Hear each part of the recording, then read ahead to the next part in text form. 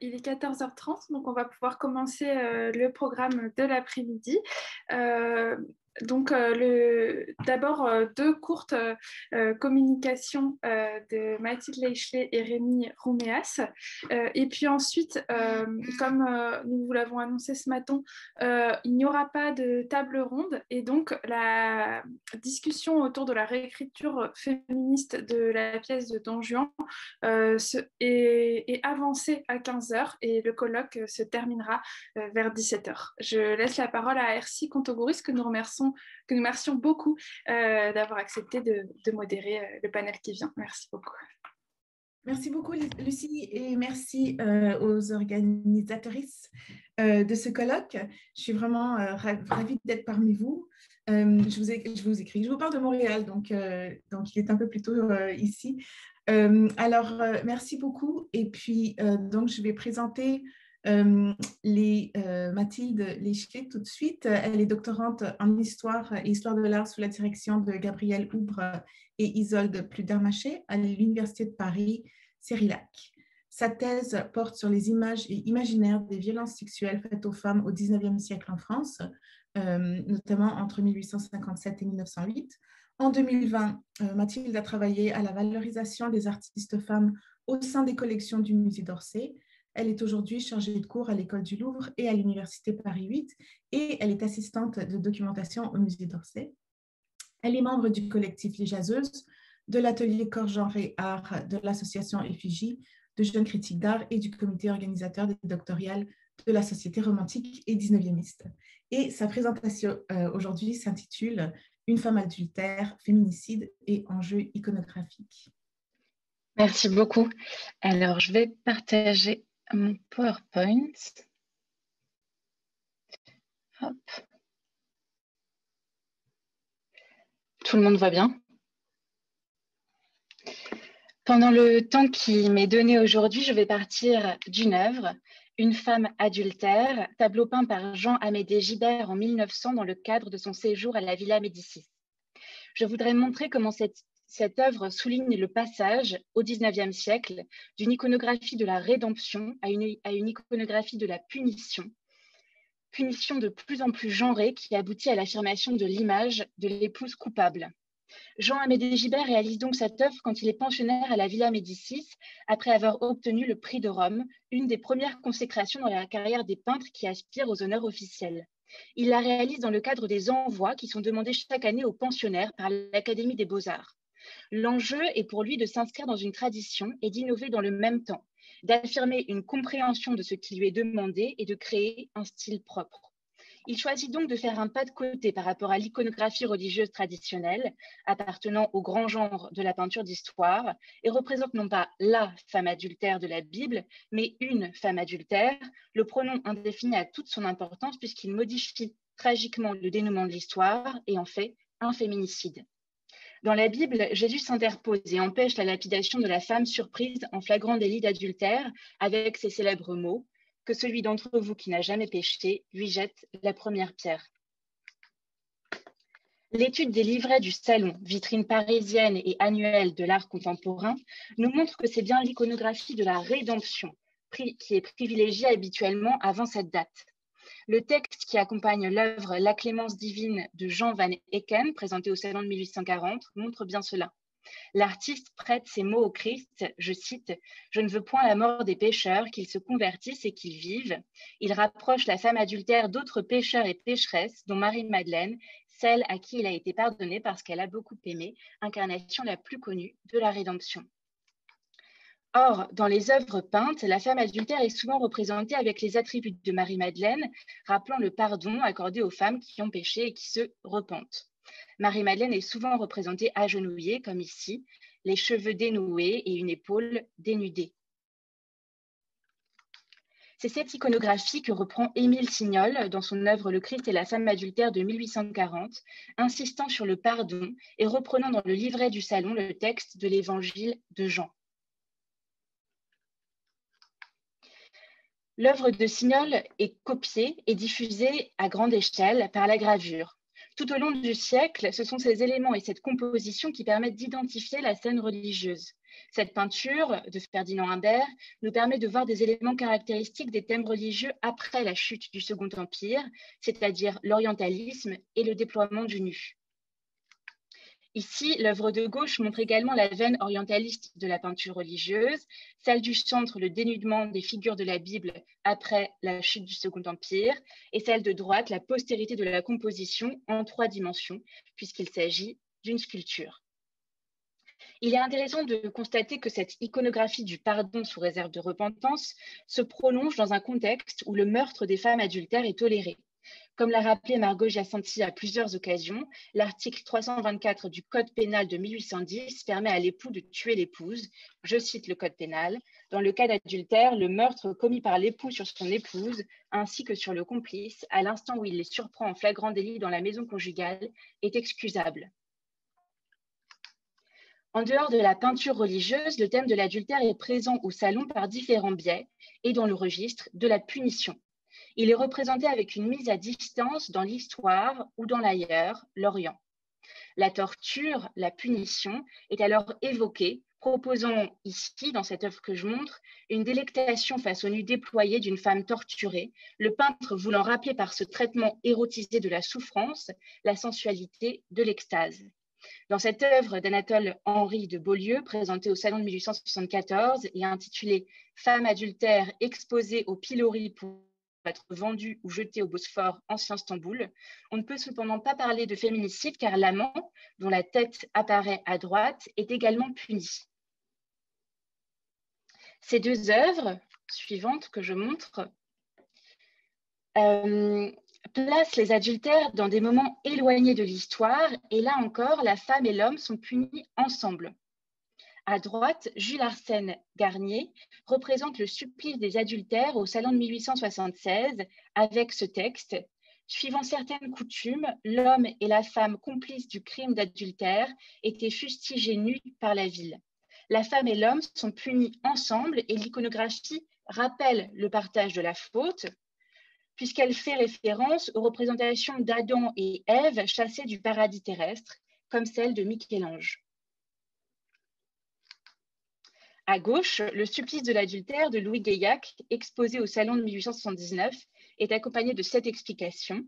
Sous Mésentus, roi d'Étrurie, on condamnait la femme adultère à être attachée vivante au cadavre de son amant immolé sous ses yeux.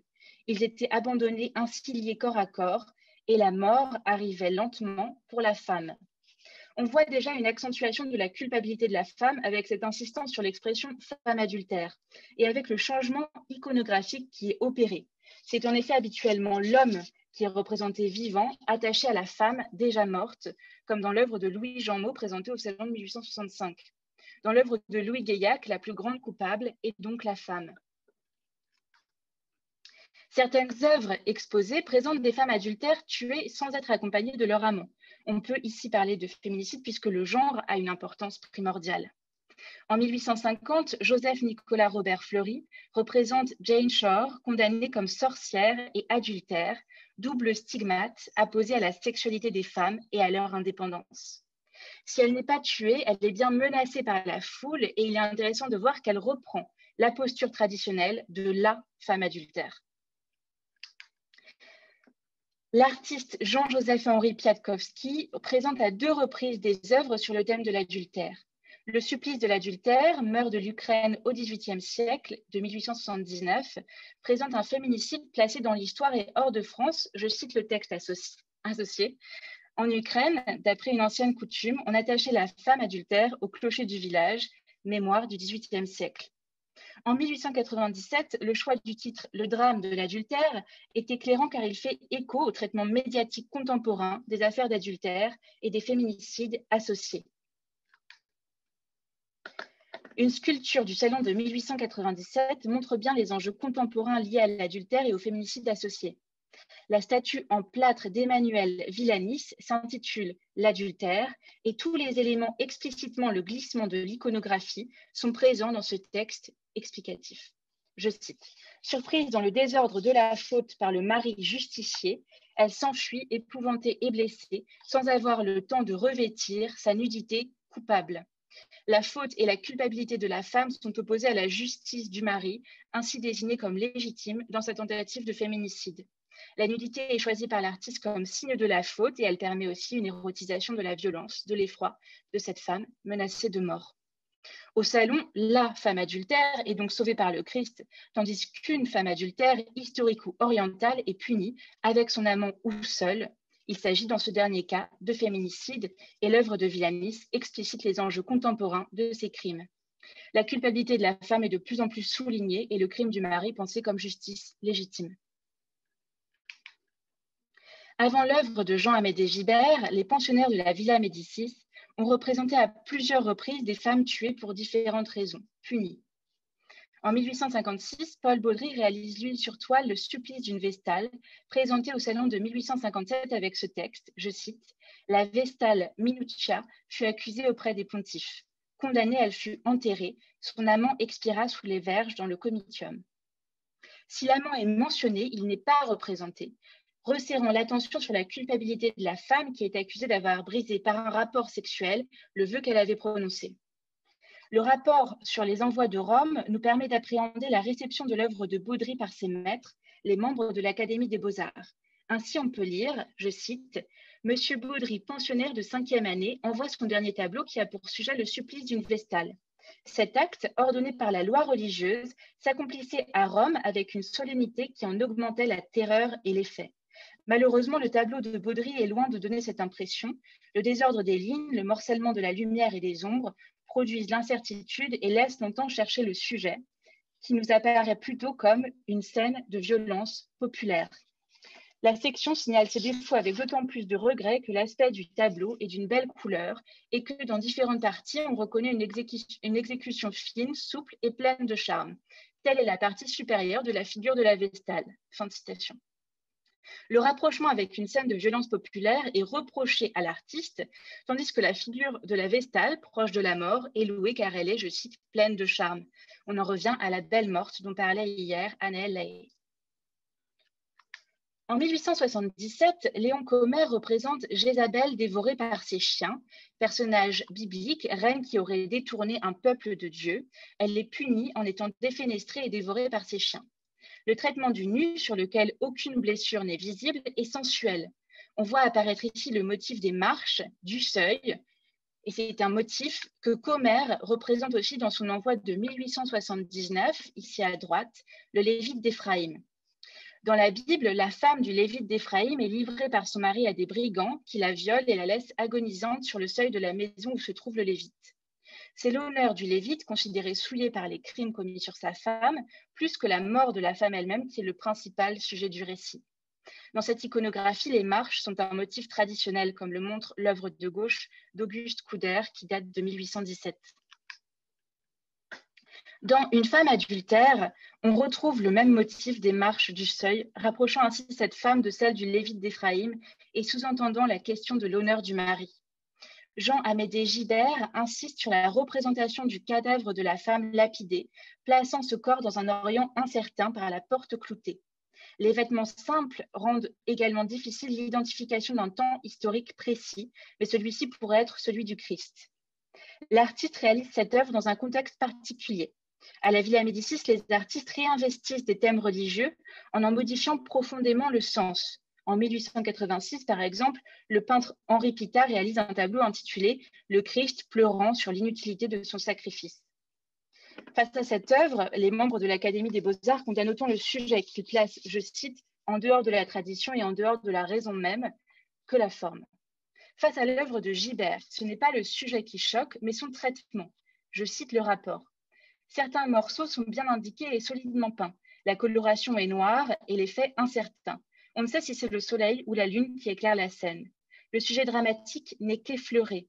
Cette femme qui a été lapidée est entourée de pierres qui ne semblent pas lui avoir fait grand mal. Elle n'a pas une égratignure visible. Dans un contexte où la presse de faits divers illustrés est en plein essor, les membres de l'Académie veulent voir du sang et du drame. La tache rouge au niveau de la tête a sans doute été ajoutée a posteriori. Le sujet ne les choque pas. Il fait en effet écho à tout un imaginaire relayé et amplifié par la presse. En 1903, Jean-Amédée Gibert présente son œuvre au Salon de Paris et il change le titre. Une femme adultère devient l'épouse coupable. En 1884, la loi Naquet fait de l'adultère l'une des 3 causes possibles de divorce et met sur le même plan l'adultère des femmes et celui des hommes. Comme l'écrit Agnès Vache dans son Histoire de l'adultère, je cite, « La faute de la femme adultère n'est pas pour autant effacée du code pénal, mais dans la pratique, la loi de 1884 rend les poursuites incongrues, injustes et peu à peu obsolètes. » Pourtant, au salon comme dans la presse, l'épouse adultérine est jugée plus coupable que l'homme qui l'assassine. Et je conclus cette communication par quelques images prises dans les numéros de 1908 de L'Œil de la police, première année de sa parution. Et ces images prolongent à grande échelle le thème de l'épouse infidèle, coupable et tuée. Je vous remercie.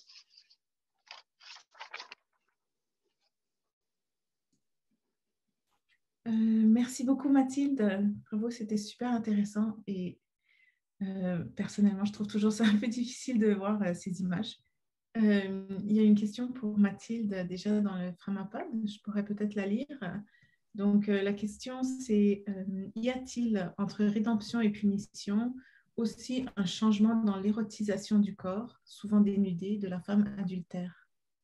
Ah oui, Est-ce qu'on peut enlever le partage d'écran pour... Oui. Merci. Pour qu'on puisse se voir un peu mieux. Non.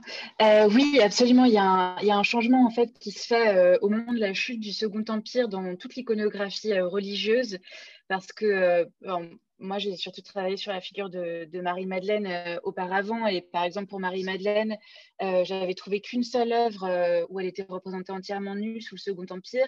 Elle était complètement repliée sur elle-même, et en fait, à partir des années 1870, il y a vraiment un déploiement du nu.